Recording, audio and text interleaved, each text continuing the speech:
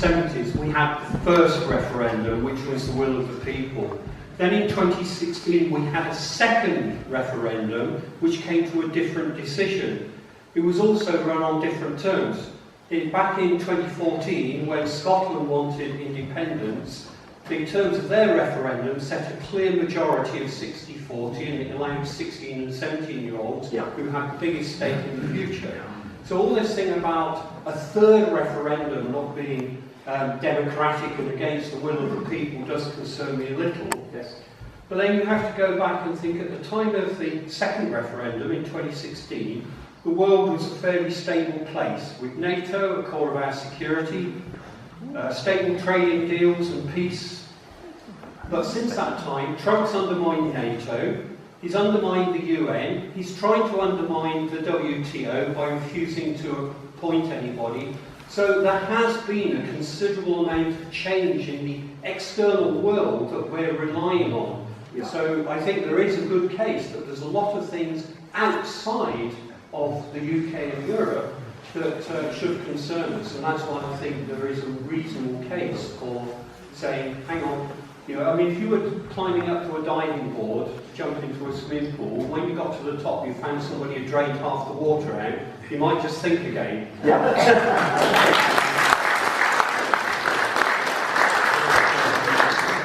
So, undoubtedly, lots has changed. We know a little bit more, but I would still say we don't know enough for people to say that this time round it would be a considered analysis of the deal versus remaining.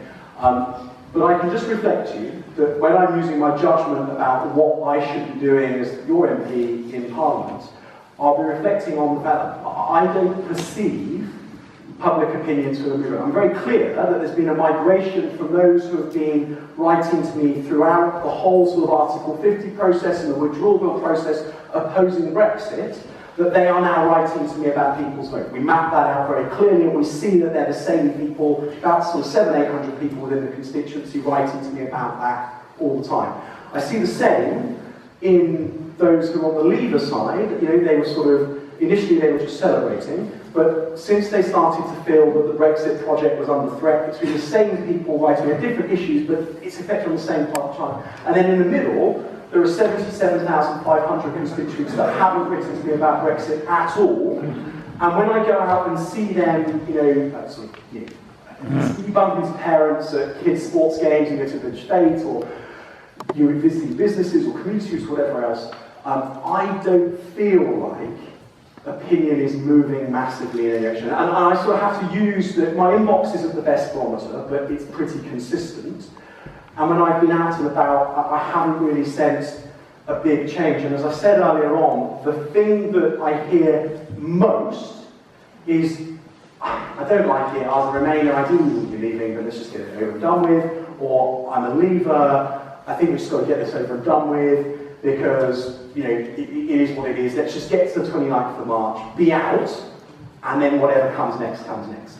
So that's what I sort of perceive happening. I don't question your analysis of what else is going on in the world, but when I'm using my judgment around the second referendum, I'm just going to be reflecting that I don't see that opinions move very much.